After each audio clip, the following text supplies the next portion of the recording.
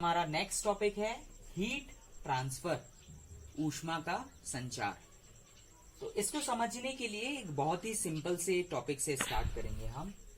ये हमारी एक मेटल की रॉड है। ओके, अगर हम मेटल की रॉड को एक तरफ से गर्म करना चालू करते हैं, कोई भी हमारा एक सोर्स है, हम एक तरफ से इसको हीटिंग देना चालू करते हैं, तो धीरे धीरे क्या होगा, इस वाले सिरे का जो टेम्परेचर है वो बढ़ने लगेगा। Clear clear. लेकिन ये वाला सिरा अभी उतने ही टेम्परेचर में है जितना पहले था। क्लियर। लेकिन कुछ समय बाद आप देखेंगे कि इस वाले सिरे में भी उतना ही टेम्परेचर होने लगेगा जितना इस वाले सिरे पर है। क्लियर।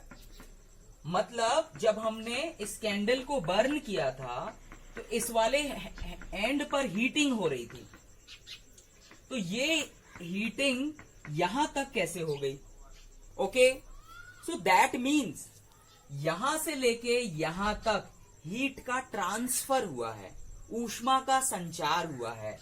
पहले हीट यहां थी, यहां से यहां तक हीट का ट्रांसफर हुआ है। हीट का क्या हुआ है, ट्रांसफर हुआ है। तो हीट का ट्रांसफर कैसे होता है, देखिए, जब मैं इस एंड को गर्म कर रहा हूं तो ये वाले एंड पे ज्यादा टेम्परेचर हो गया, इसको हम नाम दे देते हैं T1 टेम्परेचर हो गया। क्लियर। तो जब हमने ये हीटिंग करना चालू नहीं किया था तो हमारी रॉड का टेम्परेचर सारे पॉइंट पर सेम था। क्लियर। तब हीट का ट्रांसफर नहीं हो रहा था। हीट का ट्रांसफर तभी स्टार्ट हुआ जब हमारे दो पॉइंट पर टेम्परेचर डिफरेंस क्रिएट हुआ। क्लियर। एक पॉइंट पे ज्यादा टेम्परेचर, दूसरे पॉइंट पे कम टेम्परेचर, तभी हीट का फ्लो होना स्टार्ट हुआ। दैट मीन्स जो ऊष्मा होती है वो नेचुरली हायर टेम्परेचर बॉडी से लोअर टेम्परेचर बॉडी पर होती है। दैट मीन्स ये जो ऊष्मा है टेम्परेचर डिफरेंस पे डिपेंड करती है, टेम्परेचर डिफरेंस पे डिपेंड करती है।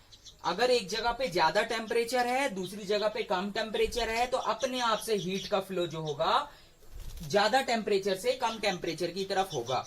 क्लियर। अगर हम इसे एक सिस्टम के एग्जांपल से समझें, हमारा एक सिस्टम है, ये एक सिस्टम है हमारा, सिस्टम के अंदर का टेम्परेचर T1 है, सिस्टम के बाहर का टेम्परेचर T2 है, और हम ये मान रहे हैं कि सिस्टम के अंदर का टेम्परेचर सिस्टम के बाहर के टेम्परेचर से ज्यादा है। तो हीट का फ्लो सिस्टम के अंदर से बाहर की तरफ होने लगेगा। हीट का ट्रांसफर जो है सिस्टम के अंदर से बाहर की तरफ होने लगेगा। Okay, that means heat naturally flow करती है। तो देखिए, हीट किस किस पे डिपेंड करती है। ये जो हीट फ्लो होती है ये डिपेंड करती है टेम्परेचर डिफरेंस पे, डेल्टा टी। क्लियर। ऊष्मा जो है तापमान परिवर्तन पे के समानुपाती होती है। ओके, डेल्टा टी यहां पर है T1 माइनस T2, इतनी हीट फ्लो होगी। तो हमारे सिस्टम के लिए हीट ट्रांसफर डेल्टा टी के समानुपाती होगा। इसके अलावा एक और पैरामीटर है, उस सिस्टम का मास कितना है उस पे भी हीट ट्रांसफर डिपेंड करता है। क्लियर। तो अगर हम इन दोनों रिलेशन को एक साथ लिख लेते हैं तो Q is proportional to M delta T. Okay, अब देखिए, ये प्रोपोर्शनैलिटी का साइन हटाने के लिए हमारे पास एक कांस्टेंट आता है, that constant is C। Okay, तो C क्या है, C है स्पेसिफिक हीट। ओके, इसे हिंदी में बोलते हैं विशिष्ट ऊष्मा। तो देखिए, हमारे पास हीट का फॉर्मूला क्या हो गया, अगर मैं इसको इस तरीके से लिखता हूं, MC T1 माइनस T2 मतलब डेल्टा टी। तो ये हमारे थर्मोडायनेमिक हीट ट्रांसफर का फॉर्मूला है, जहां पर M क्या है, द्रव्यमान है, मास है सिस्टम में। C क्या है, स्पेसिफिक हीट, इसे हम और डिटेल में पढ़ेंगे स्पेसिफिक हीट के बारे में। T1 temperature, T2 temperature. Specific heat matter to matter depend करती है। आप इसे बिल्कुल आसानी से समझिए, अगर आप एक लकड़ी को जलाएंगे तो वो ज्यादा हीट एब्जॉर्ब करेगी तब जलना चालू करेगी, लेकिन अगर आप एलपीजी को जलाएंगे तो सो जो एलपीजी गैस है वो जल्दी हीट एब्जॉर्ब करके बर्न करना चालू कर देती है। तो जो विशिष्ट ऊष्मा होती है, specific heat, matter to matter depend करती है। लकड़ी जलना थोड़ा लेट चालू होती है क्योंकि वो ज्यादा हीट एब्जॉर्ब करती है, वैसे एलपीजी जल्दी चालू कर देती है। ओके, तो उसे हम उनकी स्पेसिफिक हीट कहते हैं। इसके बारे में हम और भी डिटेल में आगे पढ़ेंगे। अब हम हीट ट्रांसफर के साइन के बारे में बात कर लें कि कब हीट ट्रांसफर पॉजिटिव कंसीडर किया जाता है, कब हीट ट्रांसफर नेगेटिव कंसीडर किया जाता है। ओके, जैसे हमने वर्क डन में बात की थी, तो वर्क डन के जस्ट अपोजिट है जब हम सिस्टम को हीट सप्लाई करते हैं, तो इस कंडीशन में हीट को हम पॉजिटिव कंसीडर करते हैं।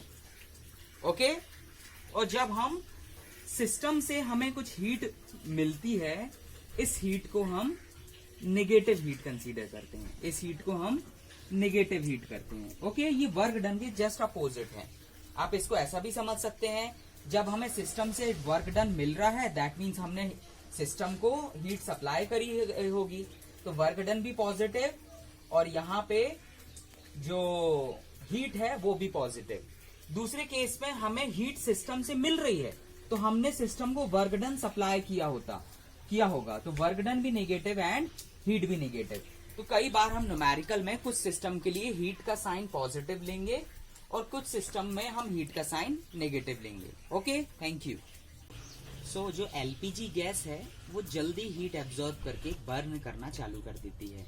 तो जो विशिष्ट ऊष्मा होती है, specific heat, matter to matter depend करती है। लकड़ी जलना थोड़ा लेट चालू होती है क्योंकि वो ज्यादा हीट एब्जॉर्ब करती है, वैसे एलपीजी जल्दी चालू कर देती है। ओके, तो उसे हम उनकी स्पेसिफिक हीट कहते हैं। इसके बारे में हम और भी डिटेल में आगे पढ़ेंगे।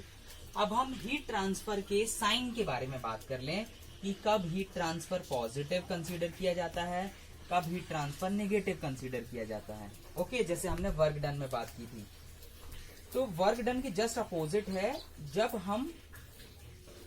जब हम सिस्टम को हीट सप्लाई करते हैं, तो इस कंडीशन में हीट को हम पॉजिटिव कंसीडर करते हैं। ओके, और जब हम सिस्टम से हमें कुछ हीट मिलती है, इस हीट को हम नेगेटिव हीट कंसीडर करते हैं, इस हीट को हम नेगेटिव हीट करते हैं। ओके, ये वर्क डन के जस्ट अपोजिट है।